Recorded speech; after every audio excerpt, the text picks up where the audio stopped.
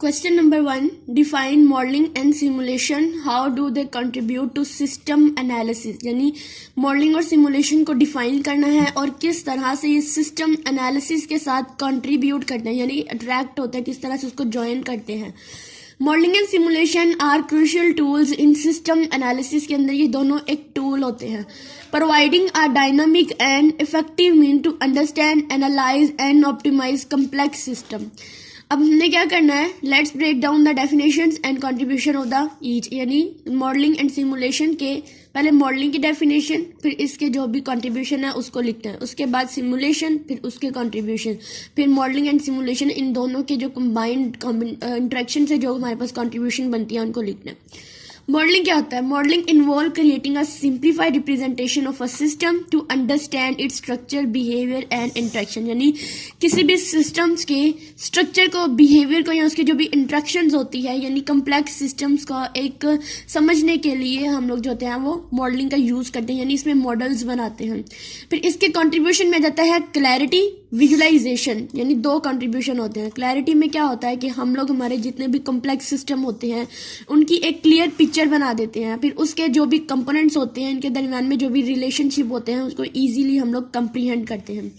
Visualise करना, they provide a visual representation aiding in the communication of system characteristic to various stakeholders.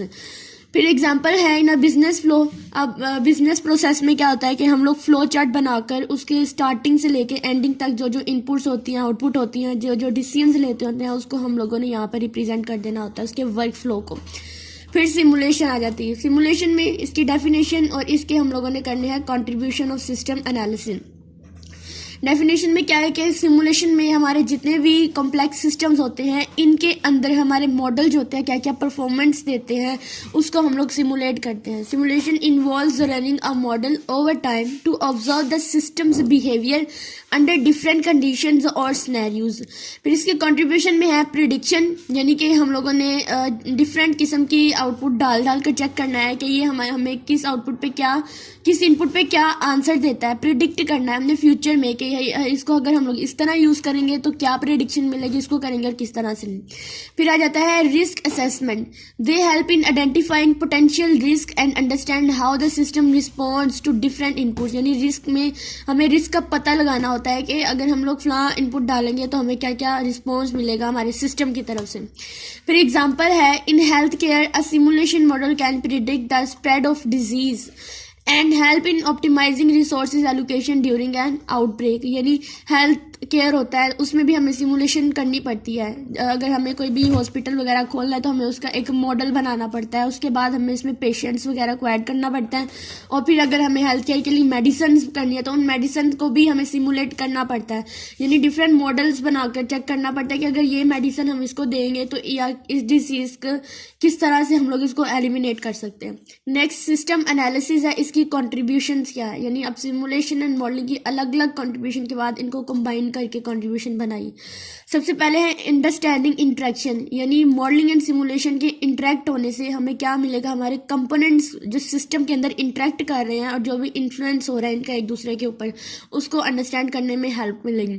फिर optimise करना, यानी हमारी जो भी परफॉर्मेंस होती है उसको इम्प्रूव करना डिफरेंट किस्म के पैरामीटर्स का यूज करते हुए. They enable analyst to optimize system performance by experimenting with different configuration और parameters in a risk free virtual environment. यानी वर्चुअल एनवायरनमेंट में किसी किस्म का कोई रिस्क नहीं होता है. इसमें ऐसा होता है कि हमारी जो रियलिटी होती है उसको हमें अंडरस्टैंड करने में मदद मिलती है कि हम उसको रियल में कैसे इम्प्रूव कर सकते हैं, ऑप्टिमाइज कर सकते हैं. Decision support. They insight gain from modelling and simulation support inform decision making, helping to choose the most effective strategies for system improvements के लिए. यानी हमें डिसीजन लेने में भी हेल्पफुल होता है. उसके बाद इसकी एक एग्जाम्पल है हमारे पास.